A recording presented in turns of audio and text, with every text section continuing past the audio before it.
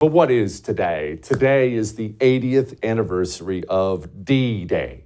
Now, I'm going to do something just really, really briefly here. First, remember, this was Operation Overlord.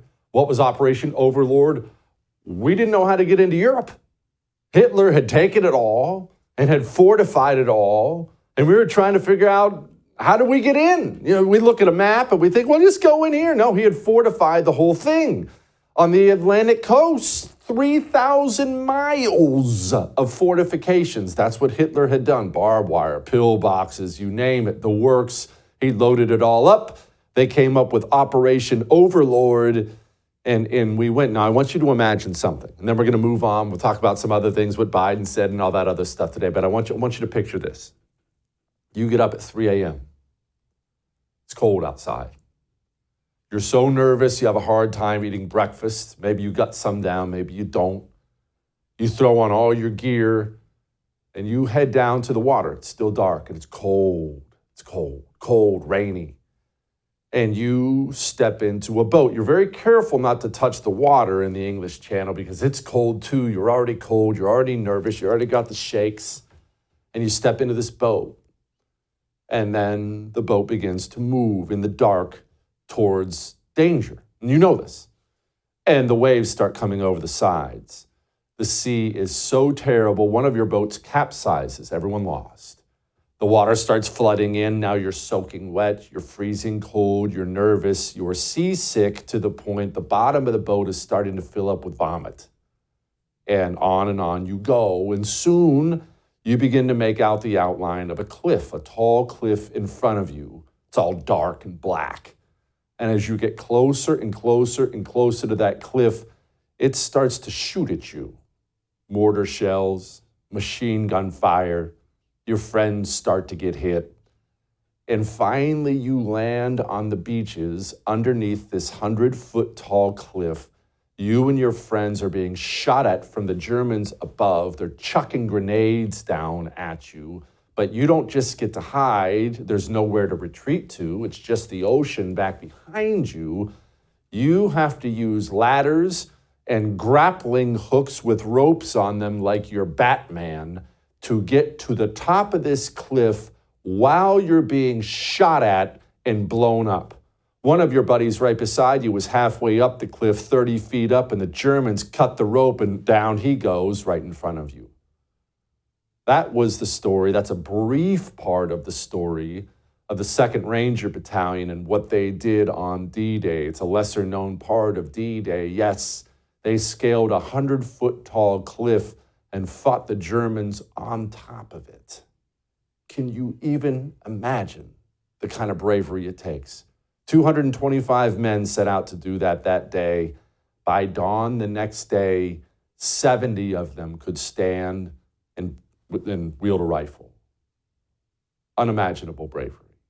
And we honor all of them today. The bravery that takes, all of you, it's amazing to me. I could never do it.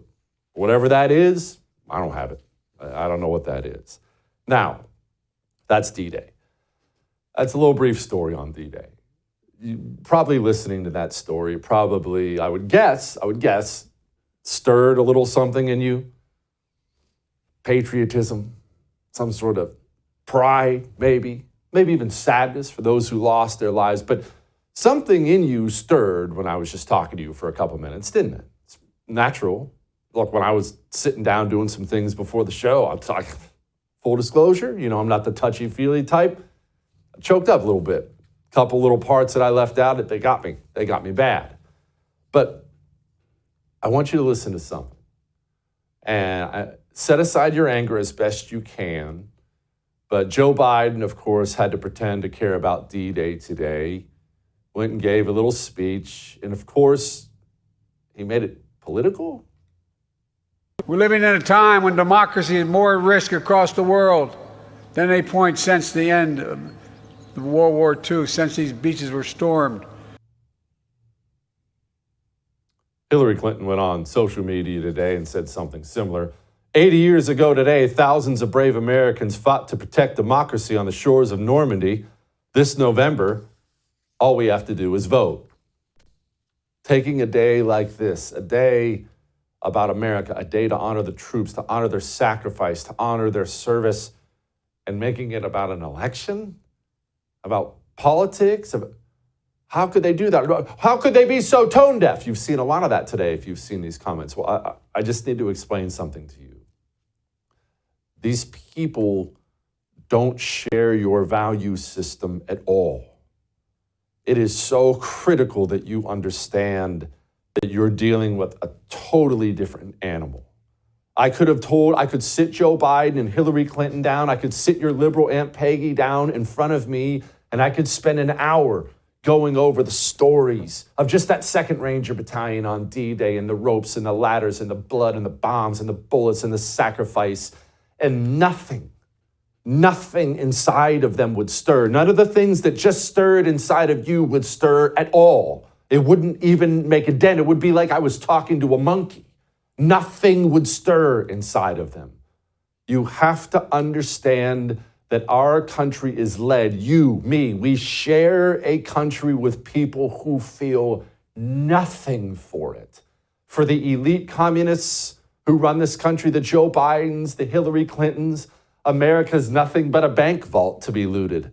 They'll do whatever they can and then leave the carcass when they move on to something else. For the street communists, the dirtballs in the streets with the this and the that, the climate change and the Black Lives Matter, whatever else it may be, America's just a gigantic evil empire to be burned.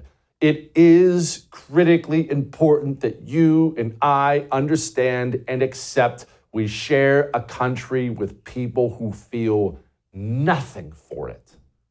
We're led by people who feel nothing for our nation. And look, it's part of why these people are apparently so willing to get us into World War III. Do you see what Joe Biden said today? Are American weapons being used right now inside Russia? They're authorized to be used in proximity to the border. We're not authorizing strikes 200 miles into Russia. We're not authorizing strikes on Moscow, on the Kremlin. We are authorizing U.S. weapons to be used inside of Russia's borders. Do you understand what an escalation that is?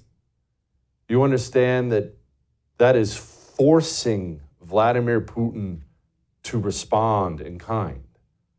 Hate Vladimir Putin all you want. I certainly do.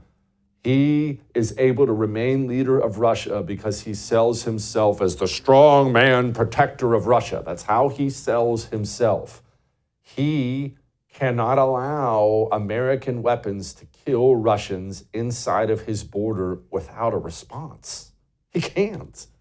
So on this 80th anniversary of D-Day, when we think about all the blood and bombs and bullets and death and sacrifice, look at the people we have now and how willing they are to send our sons and daughters back again. It just blows me away.